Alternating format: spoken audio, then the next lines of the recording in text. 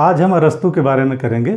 पहले तो अरस्तू का जीवन परिचय देखेंगे और इसके बाद अरस्तू का जो आदर्श राज्य का सिद्धांत है उसको जानेंगे। अरस्तू ये यूनान के एक महान दार्शनिक और विचारक थे और इनका केवल दर्शन शास्त्र के क्षेत्र में ही हस्तक्षेप नहीं था, बल्कि ये राजनीति, समाजशास्त्र, धर्मशास्त्र, तर्कशास्त्र, मनोविज्ञान, जीव विज्ञान, शरीर विज्ञान, इन सारे विषयों के ज्ञाता थे। इन सारे विषयों में हस्तक्षेप रखते थे ये। अरस्तू का जन्म हुआ यूनान के स्टेगिरा में 384 ईसा पूर्व में। पिता जो इनके थे वो शाही चिकित्सक थे मैसेडोनिया में, निकोमैक्स नाम था इनका। तो ये शाही चिकित्सक थे मैसेडोनिया के और इसीलिए इनका जो बचपन है वो बड़ा साधन संपन्न तरीके से बीता।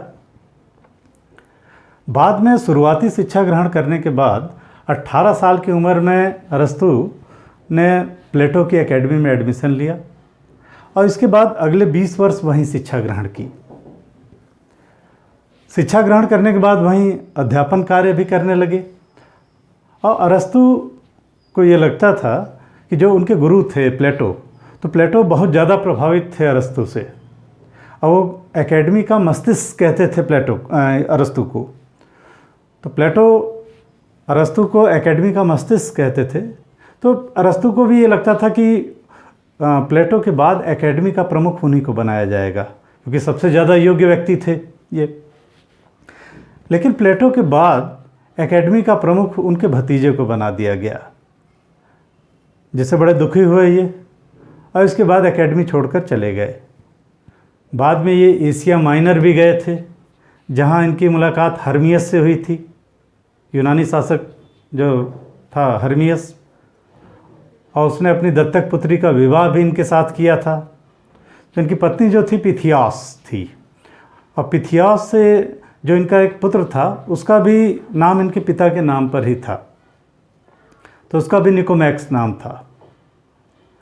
बाद में ये जब यूनान लौटे तो इन्होंने लीसियम नाम से एक विश्वविद्यालय की स्थापना की।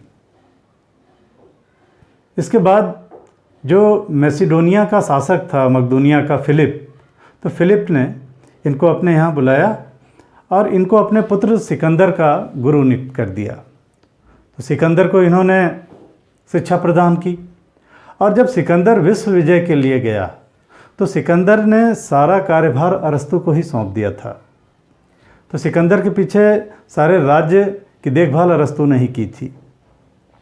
लेकिन सिकंदर बहुत प्रभावित था अरस्तू से। सिकंदर ने जो इनका नगर था स्टेगिरा, वो बर्बाद हो गया था एक आक्रमण में, तो इसका पुनर्निर्माण करवाया था सिकंदर ने। लेकिन जब सिकंदर की मृत्यु हो गई बेबीलोन में 323 ईसा पूर्व में, तो सिकंदर की मृत्यु के बाद मैसेडोनिया विरोधी दल सत्ता में आया यूनान में और उन्होंने इनके ऊपर नास्तिकता का आरोप लगाया अरस्तू के ऊपर और अरस्तू को ये लग गया कि उनकी हत्या कर दी जाएगी। तो अरस्तू ने ये कहा था कि मैं यूनान वालों को फिर से एक बार पाप करने का मौका नहीं दूंगा, क्योंकि इससे पहले सुकरात को जहर का प्याला देके मार दिया गया था। तो ये यहाँ से कैल्सिको भाग गए और कैल्सिको नगर भाग गए और यहीं पे 322 ईसा पूर्व में 62 साल की उम्र में इनकी मृत्यु हो गई। इनकी कई पुस्तकें भी हैं, जैसे इनकी सबसे जो प्रसिद्ध पुस्तक है वो है पॉलिटिक्स। इसके अलावा निकोमेनियन एथिक्स, ये इनकी प्रसिद्ध पुस्तक है। तो इस तरीके से ये जो पुस्तकों की रचना की इन्होंने। अब अरस्तू के जो अलग अलग सिद्धांत हैं उनके बारे में हम जानेंगे। तो आज हम अरस्तू का आदर्श राज्य के बारे में जानेंगे। अरस्तू का जो आदर्श राज्य का सिद्धांत है, हम देखेंगे कि इससे पहले जो अरस्तू के गुरु थे प्लेटो, तो प्लेटो ने जो राज्य का सिद्धांत दिया था उसमें इन्होंने दार्शनिक राजा की बात की थी प्लेटो ने। लेकिन प्लेटो के विपरीत अरस्तू का जो आदर्श राज्य का सिद्धांत है वो कानून के शासन पर आधारित है। तो अरस्तु ने जो आदर्श राज्य का चित्र प्रस्तुत किया है, एक खाका खींचा है, वो अपनी पुस्तक पॉलिटिक्स में किया है या पॉलिटिकस में किया है। और पॉलिटिकस में अरस्तु राज्य के संदर्भ में जो मत देते हैं, ये प्लेटो की जो पुस्तक थी लॉज, तो लॉज में विधि के शासन की बात की गई थी, कानून के शासन की बात की गई थी। तो अरस्तु जो है वो लॉज के दृष्टिकोण से ज़्यादा प्रभावित थे और इन्होंने राज्य के संदर्भ में लॉज के ही दृष्टिकोण को अपनाया। और लॉज में ये कहा गया है कि श्रेष्ठ राज्य में कानून संप्रभु होना चाहिए, कानून श्रेष्ठ होना चाहिए, कोई व्यक्ति नहीं। तो इस तरीके से अरस्तु को देखा जाए तो आदर्श राज्य के संदर्भ में वो प्लेटो के विपरीत दार्शनिक राज्य के स्थान पर विधि के शासन पर बल देते हैं, रूल ऑफ लॉ पे जोर देते हैं, कानून के शासन पर जोर देते हैं। तो ये कहते हैं कि अंतिम रूप से कानून ही संप्रभु है, कोई व्यक्ति नहीं। और फिर ये कहते हैं कि आदर्श राज्य का जो उद्देश्य होना चाहिए वो व्यक्ति के उत्तम जीवन के लिए साधन मुहैया कराना होना चाहिए।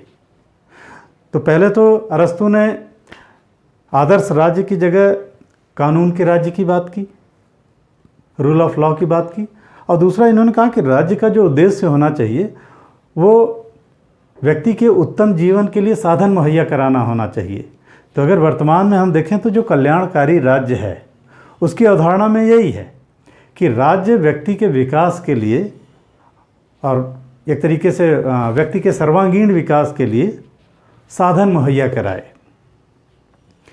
अब अरस्तु के राज्य की जो विशेषताएं हैं आदर्श राज्य की, उनको हम देखेंगे। तो अरस्तु के राज्य की जो विशेषताएं हैं, एक तो अरस्तु ये कहते हैं कि आदर्श राज्य का कर्तव्य होना चाहिए कि जनता का नैतिक कल्याण करे। तो आदर्श राज्य का एक तो मुख्य कर्तव्य है जनता का नैतिक कल्याण, क्योंकि नैतिक रूप से आदर्श नागरिक होंगे तो उस राज्य का विकास अपने आप ही होगा। दूसरी जो विशेषता है, ये सुप्रजातंत्र की बात करते हैं, यानी एक मध्यम मार्ग को अपनाते हैं और सुप्रजातंत्र की बात करते हैं। सुप्रजातंत्र ये होता है, ये लोकतंत्र और कुलीन तंत्र या धनिक तंत्र का मिश्रण होता है। क्योंकि अगर सीधे सीधे लोकतंत्र की बात की जाए तो हम देखें कि लोकतंत्र का बहुत ज़्यादा आलोचना भी बाद में हुई है। ये कहा जाता है कि democracy is the government of fools, मूर्खों का शासन है, भीड़ तंत्र है। तो इसलिए अरस्तु कहते हैं कि जो कुलीन वर्ग है उसके पास एक अनुभव होता है शासन चलाने का, धनिक तंत्र जो होता है उसके पास एक अनुभव होता है।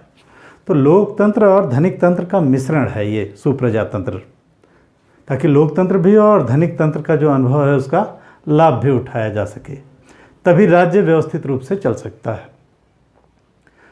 फिर अरस्तु के राज्य की जो अगली विशेषता है कि अरस्तु ये कहते हैं कि राज्य में न तो जनसंख्या बहुत कम होनी चाहिए और न ही बहुत ज़्यादा होनी चाहिए, यानी जनसंख्या एकदम बैलेंस होनी चाहिए राज्य की, ताकि जो राज्य के संसाधन हैं उन पर बहुत ज़्यादा जोर न पड़े।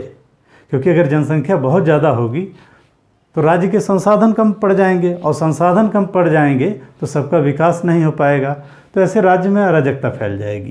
तो इसीलिए ये कहते हैं कि जनसंख्या संसाधनों के हिसाब से ही होनी चाहिए, ताकि राज्य के संसाधनों पर ज़्यादा जोर न पड़े। अब अगली जो विशेषता है इनके राज्य की, अरस्तु ये कहते हैं कि राज्य का क्षेत्रफल न तो बहुत कम होना चाहिए और न ही बहुत अधिक होना चाहिए। लेकिन राज्य का क्षेत्रफल इतना बड़ा होना चाहिए कि वो उसमें उतने संसाधन हों जो उसकी जनसंख्या की प्रतिपूर्ति कर पाएँ, उसकी जनसंख्या उसकी जनता के बेहतर जीवन के लिए आवश्यक हों। तो कम से कम इतना क्षेत्रफल होना चाहिए राज्य का।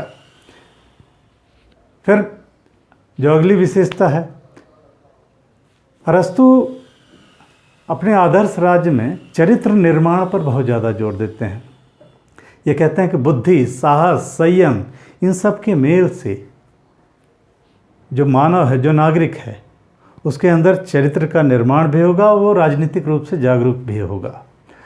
और जिस समाज या राज्य में चरित्रवान लोग होंगे, उस समाज और राज्य में एक संतुलन पाया जाएगा, उसका समय ही विकास होगा। फिर आदर्श राज्य में अरस्तु अनिवार्य और सार्वभौम शिक्षा की भी बात करते हैं। तो अनिवार्य और सार्वभौम शिक्षा की बात करते हैं कि राज्य का कर्तव्य होगा शिक्षा देना, सबको अनिवार्य शिक्षा दी जाए। हालांकि यहाँ पे एक चीज़ दिखाई देती है कि स्त्री पुरुष में थोड़ा असमानता दिखाई देती है। जैसे अरस्तु प्लेटो की तरह स्त्रियों को समान शिक्षा देने के पैरोकार नहीं हैं। वो ये मानते हैं कि स्त्रियों को उतनी ही शिक्षा दी जानी चाहिए जितने में कि वो पाक कला में माहिर हों और पति की सेवा कर सकें, सेविका की भूमिका बेहतर ढंग से निभा सकें। तो इस तरीके से ये अरस्तु का आदर्श राज्य है और ये इसकी विशेषताएं रहीं। अरस्तु के आदर्श राज्य का अगर मूल्यांकन हम करेंगे तो एक तो भाई आलोचना ये होती है कि अरस्तु का जो आदर्श राज्य है उसमें महिला पुरुष असमानता की बात की गई है। अरस्तु का बाद में जब हम समाज देखेंगे कि समाज और दास प्रथा के बारे में क्या विचार है, तो अरस्तु राज्य में दास प्रथा का समर्थन करते हैं, क्योंकि इनका मानना है कि राज्य के विकास के लिए दास जरूरी हैं, राज्य की अर्थव्यवस्था के विकास के लिए दास जरूरी हैं। तो वर्ग भेद की भी बात करते हैं अरस्तु। लेकिन अरस्तु का अगर राज्य देखा जाए तो वर्तमान में भी रूल ऑफ लॉ पे जोर दिया जाता है, कानून के शासन की बात की जाती है। तो अरस्तु का जो राज्य है वो वर्तमान समय में भी अरस्तु के राज्य का सिद्धांत प्रासंगिक है, क्योंकि वर्तमान में भी विधि के शासन पे जोर दिया जाता है और ये कहा जाता है कि सबसे ऊपर कानून है, कानून ही संप्रभु है। तो इस तरीके से वर्तमान समय में भी इनका आदर्श राज्य का सिद्धांत प्रासंगिक है और प्लेटो के सिद्धांत से ज़्यादा व्यवहारिक है, क्योंकि प्लेटो का सिद्धांत जो था दार्शनिक राजा का वो एक कल्पना थी, लेकिन इनका जो राज्य का सिद्धांत है उसको व्यवहारिक धरातल पर उतारा जा सकता है।